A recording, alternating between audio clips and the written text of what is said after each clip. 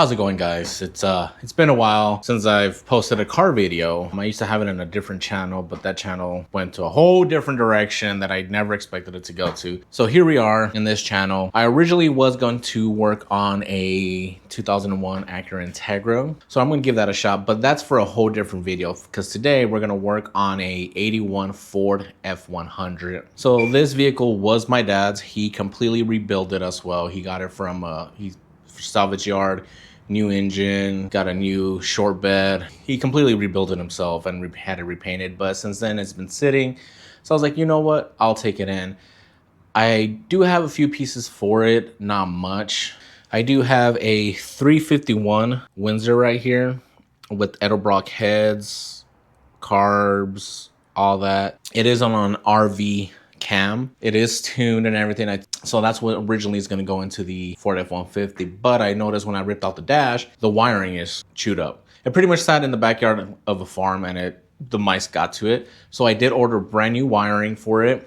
That will be installed once I paint the interior cab. I'm going to do this in steps. I'm not going to rush it or anything like that. I'm not in a hurry. It's just my main priority right now is to get the interior sanded, primered, so I can paint it. I've already done a few things to it. I've installed brand new bushings, brand new radius arm bushings as well, new struts, what else?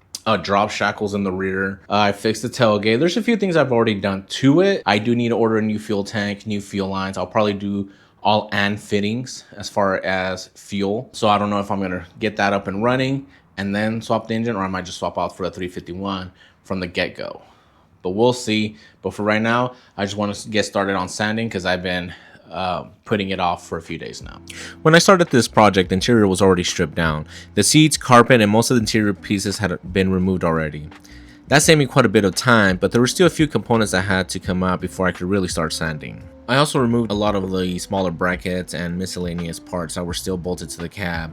Whenever you're doing a project like this, it's worth spending the extra little time removing anything that's in the way. It'll make sanding much easier and you'll get a much cleaner finished product.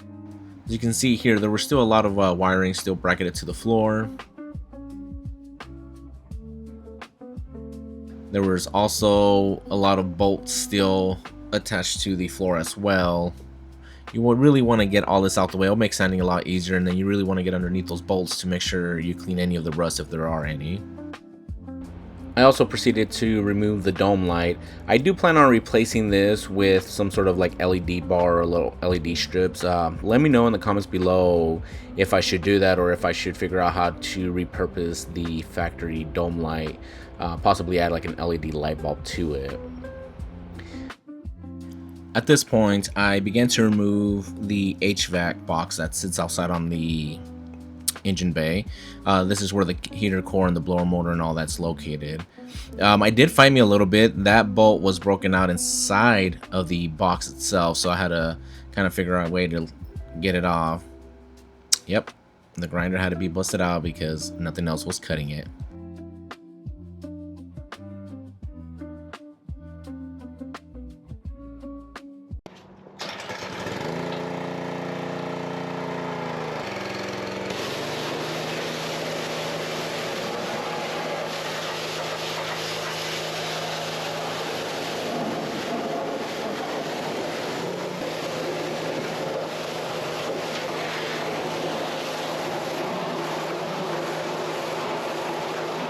Alright guys, so I got most of it stripped out. Still a few little pieces left here and there, but for the most part it's ready to be sanded. There is a lot of rust, a lot more rust than I expected there to be. That's alright, I'll go ahead and just sand it down as much as I can, but for the most part it's just going to get sanded and then primered and then just single staged, probably like a glossy black. It's not going to be a show truck. I'm not completely doing a full restore to like factory, but just enough to I can just drive it around and, you know, make it last a few more years. There will be some holes I will have to weld unless I can run a wire from there to here and have two dome lights. With everything out the way, it was finally time to start sanding. I went ahead and proceeded to start with the most rusted parts of the floor. I did use a little handheld air tool, with some sand discs on there. And then I went ahead and proceeded to start sanding the cab. I used a D-Wall orbiter sander. If you've never really used one and you've done it by hand, trust me, you want to use an orbital sander. It saves an incredible amount of time compared to hand sanding. It also keeps the sanding patterns very consistent, and it's a lot easier on your arm. I started from one side of the cab and I worked my way all the way through the other side. I slowly made myself a way across the floor, cake panels, and any flat surface I was able to use the sander on. My goal wasn't to sand it to bare metal. It was just enough to get rid of any loose paint, surface corrosion, and to create a good surface for the primer to bond. I forgot the cleaner. I don't have any wax or grease remover, mineral sprints. I don't have anything to clean before primering. So right now, we're gonna go to Lowe's real quick so I can get a can of that stuff. Before I headed over to Lowe's to get the missing supplies, I went ahead and stopped for a quick coffee break, and I was greeted by my favorite barista. Yay! She's amazing.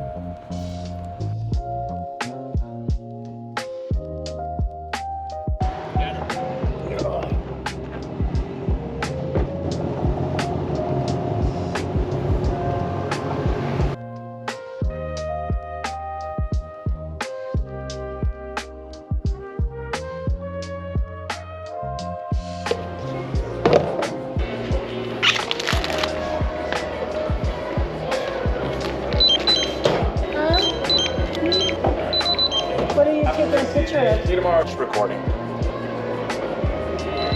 not taking a picture of me, is it? No, it's not. It's not.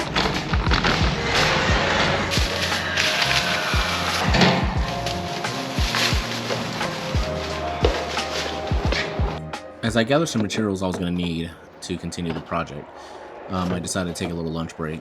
For lunch, I decided to pick up a little pizza. I think this is the appropriate time to ask you guys, if you like this video, go ahead and give it a thumbs up. If you guys aren't already subscribed, go ahead and subscribe, and all the other good stuff as well. If there's anything you guys didn't like, go ahead and comment below. Is there anything you guys did like? Go ahead and comment below as well. Just go ahead and comment. It really does help a smaller channel like myself start to grow, because there will be other content coming up as well. There's gonna be other projects that I'll be working on. Anyways, let's get back to the video, shall we? So now back at the garage, I started wiping the entire cab down. First, I blew out as much sanding dust as I could, making sure to get the inside of all the corners, seams, and little crevices dust free. After that, I soaked a clean rag with acetone and carefully wiped every single surface. The acetone helps remove grease, fingerprints, oils, and any contaminants that might interfere with primer sticking properly. This step might seem boring, but honestly, one of the most important parts of the entire process, and a clean metal gives you the best chance of a long-lasting finish. Once everything had dried, it was finally time to mask everything off. I grabbed some painter's tape and carefully taped around the windshield and the back window. Taking your time here makes cleanup much easier later, and it gives your finished paint job a nice clean edge. Once everything was protected, I double-checked the entire cab one last time. No loose dust, no fingerprints, no missed rust spots. Everything was finally ready. Then came one of the most satisfying parts of the project. At this point, I started prepping the paint for spraying. I did went ahead and buy a brand new spray gun from Harbor Freight. I did have a inline water separator as well. Now the primer I used, I did purchase off Amazon. Biggest mistake ever. It was very watered down. It diluted. It was horrible coverage. I highly would not recommend buying primer from Amazon. Moving forward, I'll be going to my local automotive paint shop and purchasing primer through them to get some higher quality primer. Either way, I was able to get coverage. Took a lot, many passes, more than it should have, but I was still able to get proper coverage throughout the whole cab of the truck.